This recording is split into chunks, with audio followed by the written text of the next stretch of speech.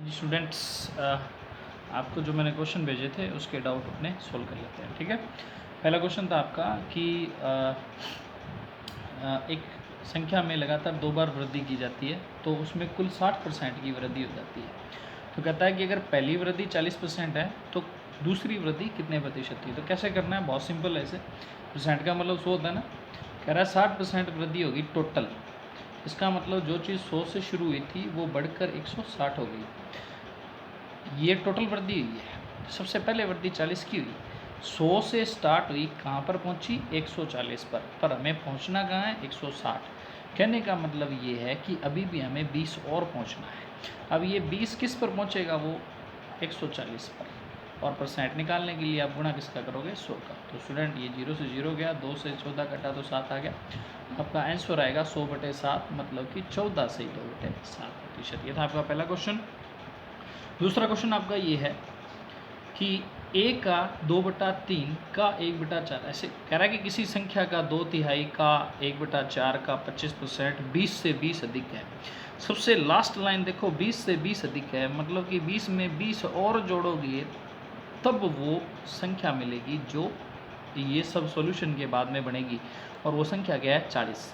वो स्टार्ट करते हैं क्वेश्चन। मान लो एक संख्या है, उसका 2/3 का 1/4 का 25%, मतलब वापस से 1/4 और बराबर में क्या होगा स्टूडेंट 20।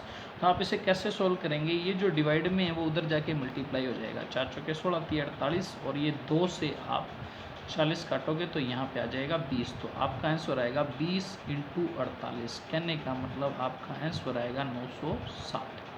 ठीक है स्टूडेंट, बहुत ही सिंपल क्वेश्चन है, ज़्यादा मुश्किल नहीं है। अब इधर देखें, ये कहता है कि आपको 3 छूट दी गई है। एक छूट 20% की, दूसरी 25% की, तीसरी 40% की। तो तीनों को मिलाकर एकल छूट क्या है। छूट मतलब बट्टा मतलब होता है कमी, और कमी निकालने का तरीका ये होता है कि आपने माइनस करना होता है। 20% का मतलब होता है 1/5, 25% का मतलब होता है 1/4, 40% का मतलब होता है 2/5। कमी मतलब माइनस कर दो, 5 में से 1 गया 4, 4 में से 1 गया 3, और 5 में से 2 गया, कितना रह गया 3। आप इसे सॉल्व करेंगे, 4 से 4 गया, फर्स्ट वैल्यू लास्ट वैल्यू, 5 × 5 = 25। जो चीज़ 25 थी वो कम होकर स्टूडेंट कितनी हो गई, 9। तो आप यहाँ देखेंगे कितने की कमी आ गई भी, 25 से सीधा 9 ही रह गया। तो आप देखेंगे यहाँ पे 16 की कमी आ गई, और ये कमी किस पर आई है, 25 पर। और प्रतिशत निकालने के लिए आप गुणा करोगे 100 का। तो आपका जो आंसर आएगा वो आएगा 64%। इसका मतलब ये 3 डिफरेंट छूट 64% की एकल छूट के बराबर है। कैसे किया, कमी 20% का मतलब 1/5, 25% का मतलब 1/4, और 40% का मतलब 2/5। और छूट का मतलब माइनस करते हैं, 5 में से 1 गया 4, और 4 में से 1 गया 3, और 5 में से 3 गया तो 2। और आप इसे सोल्व कर देंगे, यहाँ से आपका आंसर आ जाएगा। फिर आता है टाइम एंड वर्क का चैप्टर। टाइम एंड वर्क के चैप्टर में आप देखेंगे ए 15 दिन में करता है, बी 20 दिन में करता है। दोनों ने मिलकर 8 दिन तक काम किया। शेष काम सी ने 1 दिन में किया। तो ए बी सी तीनों मिलकर पूरा काम कितने दिन में करेंगे। सबसे पहले आपने काम मानना होता है। काम मानने के लिए आपने एलसीएम लिया, 15 और 20 का एलसीएम 60 होता है। ए 15 दिन में 60 काम करता है, तो 1 दिन में 4, बी 1 दिन में 3। दोनों मिलकर कितना काम करेंगे, 7। इन्होंने 8 दिन तक काम किया, 7 × 8 मतलब कि 56 काम कर दिया। काम था 60, 60 में से 56 हो गया, काम कितना रह गया, 4। अब ये जो 4 काम रह गया ये किसने किया, सी ने। कितने दिन में, 1 दिन में। मतलब सी 1 दिन में 4 काम करता है। तो ए करता है 4 काम, बी करता है 3 काम, और सी भी करता है 4 काम। तो तीनों मिलकर कितना काम करेंगे, 11। और आपने काम कितना करना है, 60। तो 60 में आप इसका डिवाइड कर दोगे 11 का। तो आपका आंसर आएगा 5 सही 5/11। ये था आपका 4 नंबर क्वेश्चन स्टूडेंट। हाँ जी, 5 नंबर क्वेश्चन आप देखेंगे। 5 नंबर क्वेश्चन आपके सामने है। 5 नंबर क्वेश्चन आपका एवरेज का था। एवरेज के क्वेश्चन में, एवरेज के चैप्टर में आपके क्या था कि 15 चीज़ों का एवरेज 43 है, 20 का 38 है, और 25 का 15। आप इसे कैसे सोल्व करते हैं वो एक अलग बात है, पर जो मैं कर रहा हूँ वो आप इसे गौर से देखिएगा। देखें, 15 का एवरेज 43, 20 का एवरेज 38। सिंपल क्वेश्चन है, आप इसे सोल्व कर लेते होंगे, पर मेरा तरीका ज़रूर देखें। सबसे पहले ये संख्या है, ये एवरेज है, संख्याओं को काट के छोटा कीजिए। 5 दिए 15, 5 चौका 20 और 5 पंजा 25। अब आपके बेसिक तरीके से इसको सोल्व कर दीजिए। 3 इंटू 43 129, 142 और 75। अब इन सबको प्लस कर दीजिए। मैंने कौन सा रूल लगाया है? मैंने रूल लगवाया है सेम रूल। सबसे पहले मैंने संख्याओं को काट के क्या कर दिया स्टूडेंट, छोटा कर दिया। एवरेज को नहीं छेड़ा मैंने, सिर्फ संख्याओं को काट के छोटा कर दिया। फिर इन्हें मल्टीप्लाई कर दिया। मल्टीप्लाई क्यों करते हैं? क्योंकि एवरेज वाले क्वेश्चन में आप एवरेज इंटू संख्या करते हैं तो टोटल आ जाता है। तो ये आपका टोटल आ गया, और इस टोटल के अंदर आप संख्या का भाग देंगे। 5 4 9 और 3 12, मतलब इसमें 12 का डिवाइड करेंगे। आप इसे सोल्व कर लेना स्टूडेंट। आगे क्वेश्चन नंबर 6 देखेंगे आप आपके सामने।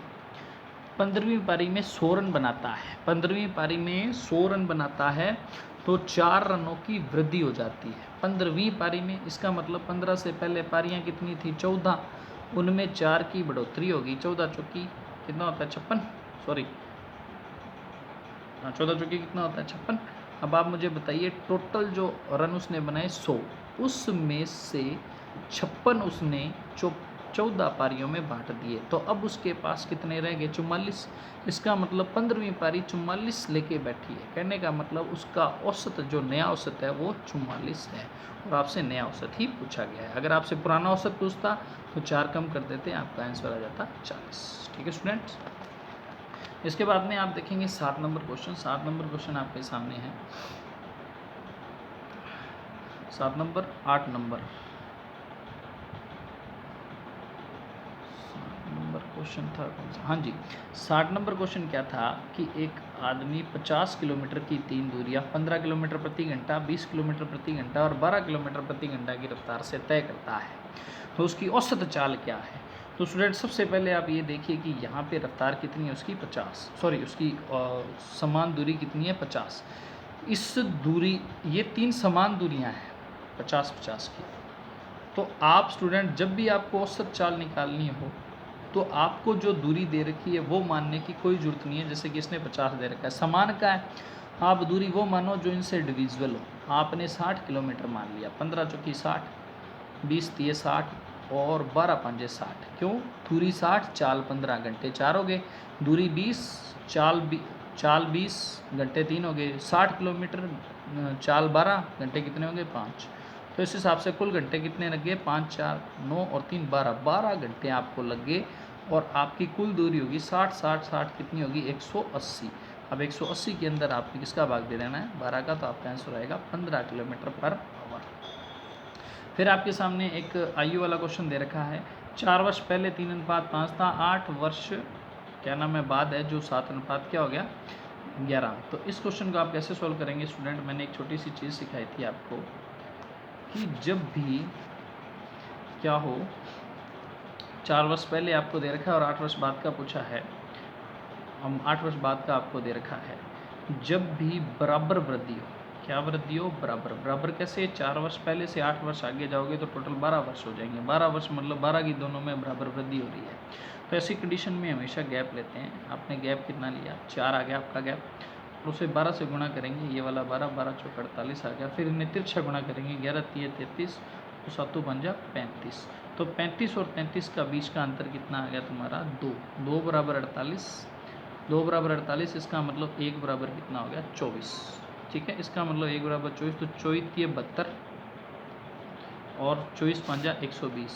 आज से 4 वर्ष पहले ये 72 साल का था, ये 72 साल का था पहले वाला, और दूसरे वाला 20 साल का था। अब हमें 10 साल आगे जाना है। इसका मतलब 4 वर्ष पहले वाले और 10 वर्ष आगे वाले, 14 वर्ष इन दोनों में प्लस कर देंगे आप। तो ये तो आपके पास आ गया 86, और इसे आप जब प्लस करेंगे कितना हो जाएगा? 134। तो आपके पास जो रेशियो आएगा वो आएगा 86 और 134 का। ऐसे 4 के पहाड़े से काट के छोटा कर लो, सॉरी 2 के पहाड़े से काट के छोटा कर लो। ये 43 हो गया तुम्हारा, और ये तुम्हारा आ जाएगा 67। तो आपका जो रेशियो आएगा वो 43 रेशियो 67 आएगा। मैंने कैसे किया एक बार फिर देखेंगे आप। देखो वो कह रहा है कि 4 वर्ष पहले 3:5 था, और 8 वर्ष बाद, कितने वर्ष बाद? 8 वर्ष बाद टोटल गैप कितने का आ गया? 12 का। नए अनुपात 7 अनुपात 11 दे दिया, आपने कुछ नहीं करना, नए अनुपात का अंतर लेना है। 7 और 11 का अंतर कितना हुआ 4, और गुणा किससे करोगे इस 12 से, तो 12 से आपने इसे गुणा कर दिया तो 12 चौक 48 ये आ गया। फिर आपने क्या करना है कि इन दोनों का क्रॉस मल्टीप्लाई करना है, 11 तिया 33 और 7 पंजा 35, बीच का गैप 2, 2 बराबर 48, तो 1 बराबर कितना आ गया 24। तो ये 24 72 और ये 24 पंजा 120, ये 72 साल का, ये 120 साल का। हमें 10 साल आगे जाना है, मतलब 4 पिछले 10 साल आगे वाले, टोटल कितने हो गए 14 साल। 14 14 आप इसमें प्लस कर दो, तो ये तो आ गया तुम्हारा 86 साल और ये आ गया तुम्हारा 134 साल। थोड़ा क्वेश्चन जो है थोड़ा लैंग्वेज वाला था, तो ज़्यादा तो आपने बस ये ध्यान रखना है, बराबर वृद्धि हो तो गैप लेते हैं, और अगर बराबर कमी हो तो हमेशा योग करते हैं। जी स्टूडेंट्स।